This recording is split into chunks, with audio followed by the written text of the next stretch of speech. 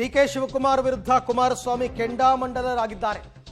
SIT ಅಧಿಕಾರಿಗಳು ಸಿದ್ದರಾಮಯ್ಯ ಮತ್ತು ಶಿವಕುಮಾರ್ ಏಜೆಂಟ್ಗಳಂತೆ ವರ್ತಿಸ್ತಾ ಇದ್ದಾರೆ. ಈ ರೀತಿ ಕೆಲಸಗಳನ್ನ ಮಾಡೋದ್ರಲ್ಲಿ ಡಿಕೆ ಶಿವಕುಮಾರ್ ನಿಸ್ಸೀಮರು. ಬೆಳಗಾವಿಯ ಸಾಹುಕಾರ್ ಪ್ರಕರಣದಲ್ಲೂ ಇದೇ ರೀತಿ ಚಿತಾವಣೆಯನ್ನ ಮಾಡಿದ್ರು. ಇದೆಲ್ಲದಕ್ಕೂ ಕಾರಣ ಡಿಕೆ ಶಿವಕುಮಾರ್ ಅಂತಕ್ಕಂಥದನ್ನ ಪದೇ ಪದೇ ಡಿಕೆ ಶಿವಕುಮಾರ್ ಇತಿಹಾಸ ಗೊತ್ತಿದ್ರೆ ಎಂಥವ್ರಿಗೂ ಇವ್ರು ಇಂಥವ್ರೇ ಅಂತ ಗೊತ್ತಾಗ್ಬಿಡುತ್ತೆ ಅಂತ ಡಿಕೆ ಶಿವಕುಮಾರ್ ಮೇಲೆ ನೇರ ವಾಗ್ದಾಳಿಯನ್ನ ಮಾಡಿದ್ದಾರೆ ಕುಮಾರಸ್ವಾಮಿ ಅವರು. ಬೆಳಗಾವಿ ಸಾಹುಕಾರ್ ಮೇಲೆ ಕೂಡ ಇದೇ ರೀತಿ ಚಿತಾವಣೆಯನ್ನ ಮಾಡಿದ್ದು ನಮಗೆ ಗೊತ್ತಿದೆ. ಹಾಗಂತ ಪದೇ ಪದೇ ಕುಮಾರಸ್ವಾಮಿ ಅವರು ಯಾರೇ ತಪ್ಪು ಮಾಡಿದ್ರು ಶಿಕ್ಷೆ ಆಗಲಿ, ನಾನು ಈ ಕ್ಷಣಕ್ಕೂ ಕೂಡ ಪ್ರಜ್ವಲ್ ರೇವಣ್ಣ ಪರ ನಿಲ್ಲಲ್ಲ ಅಂತ ಕೂಡ ಹೇಳ್ತಾ ಇದ್ದಾರೆ. ಸತ್ಯಾಂಶ ಹೊರಬರಬೇಕು ಅಷ್ಟೇ. ಡಿಕೆಶಿ ವಿರುದ್ಧ ಬಾಂಬ್ ಸಿಡಿಸಿದ್ದಾರೆ ಕುಮಾರಸ್ವಾಮಿ. ಇವರ ಇತಿಹಾಸ ಏನು ಅಂತ ಗೊತ್ತಿರಲಿ, ಇವ್ರು ಏನು ಎತ್ತ ಅಂತಕ್ಕಂಥದ್ದು ಗೊತ್ತಿರಲಿ. ನನಗೆ ಸವಾಲು ಹಾಕಿದ್ದಾರೆ ಅಸೆಂಬ್ಲಿಗೆ ಬಂದು ಮಾತಾಡಿ ಅಂತ. ಈಗ ಯೋಚನೆ ಮಾಡ್ತಾ ಇದ್ದೀನಿ, ನಾನು ಲೋಕಸಭೆಗೆ ಹೋಗ್ಬೇಕಾ ಅಸೆಂಬ್ಲಿಗೆ ಹೋಗ್ಬೇಕಾ ಅಂತ ಕೂಡ ಮಾತನಾಡಿದ್ದಾರೆ. ಇತ್ತೀಚೆಗೆ ನಡೆದಿರತಕ್ಕಂಥ ಒಂದು ಅತ್ಯಂತ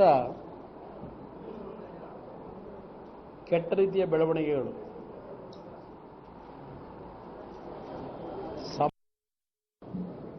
ನಾನು ಇಲ್ಲಿ ಈ ಕಂಪ್ಲೇಂಟು ಕೊಟ್ಟ ನಂತರ ಏನೂ ಆ್ಯಕ್ಷನ್ ಆಗಿಲ್ಲ.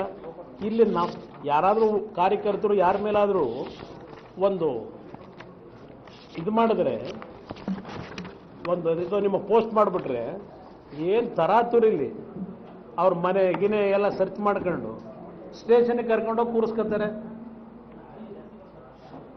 ಇಲ್ಲಿ ನಾನು ದಿನ ನೋಡ್ತಾ ಇರೋದು ಈ ಪ್ರಕರಣ, ಇಂಥ ಒಂದು ದೊಡ್ಡ ಮಟ್ಟದಲ್ಲಿ ನಡೆದಿರ್ತಕ್ಕಂಥ ಈ ಪ್ರಕರಣದ ಬಗ್ಗೆ ಇವತ್ತನಿಗೆ ಅಲ್ಲಿ ಒಂದು ಶೀಟ್ ಇರಬೇಕು.